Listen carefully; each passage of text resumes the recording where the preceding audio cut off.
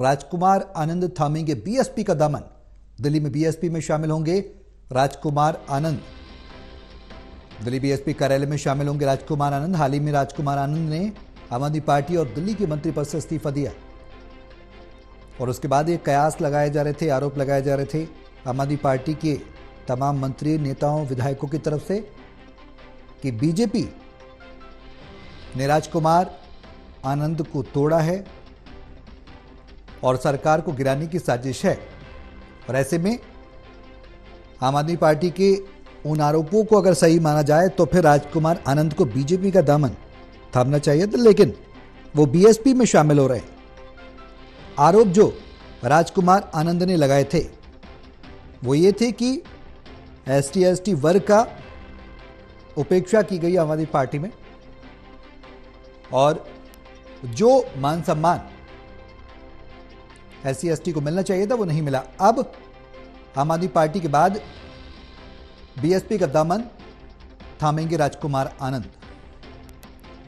Total news के संवाददाता प्रणय शर्मा हमारे साथ फोन लाइन पर हैं। ज्यादा जानकारी के लिए सीधे उनका रुख करेंगे। प्रणय, राजकुमार आनंद ने मन बना लिया है, जैसा कि वो आरोप भी लगा रहे थे कि पिछड़ों का, दलितों का, वंचितों का आम आदमी पार्टी में कोई स्थान नहीं है, उन्हें कोई जिम्मेदारी बड़ी तौर पर नहीं दी जाती है, उनकी आवाज को दबाया जाता है। तो अब अपने मुताबिक अपने वर्ग की जो बात करे उसी पार्टी के साथ जाएंगे, बीएसपी का दामन थामेंगे।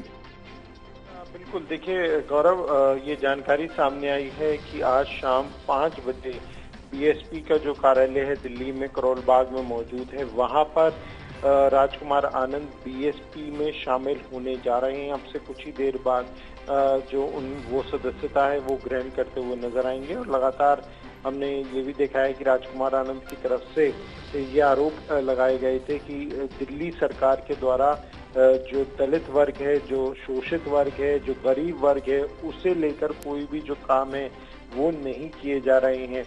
दिल्ली महिला आयोग का अध्यक्ष पद का पद भी खाली है, उसे लेकर भी उन्होंने उपराज्यपाल विनय सक्सेना से मुलाकात की थी और उन्होंने मांग की थी कि इस पद के लिए किसी दलित महिला को चुनना चाहिए, क्योंकि वो वर्ग जो ज्यादातर इन परेशानियों से जूझता है वो अपनी समस्या को बताने में, अपनी समस्या को सामने रखने में और भी ज्यादा अपने आप को बेहतर महसूस करेगा और आसानी से वो अपने मुद्दों को रख पाएगा, अपनी परेशानियों को रख पाएगा।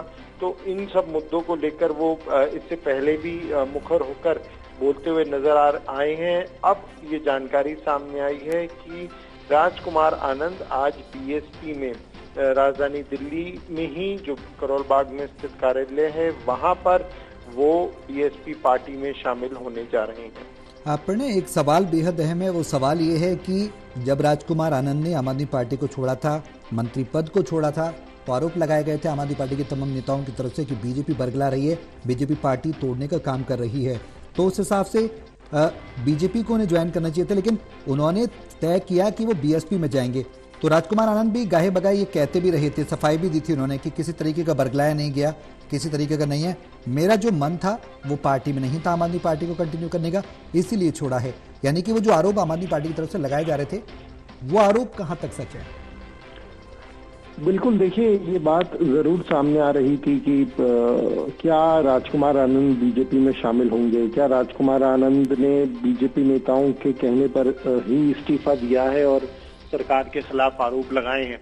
लेकिन फिलहाल जब हाल ही में उन्होंने मुलाकात उपराज्यपाल से की थी, उस वक्त भी हमने उनसे जब ये सवाल किया तो उन्होंने सिरे से खारिज किया कि उनका मुद्दा किसी राजनीतिक दल में शामिल होने का नहीं है। उनका मुद्दा है कि किस तरीके से जो पीड़ित वर्ग है, जो शोषित वर्ग है, जो दलित वर्ग है, उसे जो सुविधाएं, जो अधिकार मिलने चाहिए वो ये सरकार नहीं दे रही है। उन्होंने ये भी बात कही थी कि सिर्फ बाबा भीमराव अंबेडकर की तस्वीर लगाने से कुछ नहीं होता, उनके उसूलों पर, उनके आदर्शों पर चलना भी जरूरी है। उन्होंने सरकार के ऊपर दोहरा मापदंड, दोहरा चरित्र का भी आरोप लगाया था। तो अब वो बीएसपी में शामिल होने जा रहे हैं। कुछ ही देर में ये जो पूरी प्रक्रिया है वो शुरू हो जाएगी। फिर देखना होगा कि आखिर उनका जो बयान सामने आता है क्या कुछ वो बातें कहते हुए नजर आते हैं। बहुत शुक्रिया अपने तमाम जानकारी साझा करने के लिए।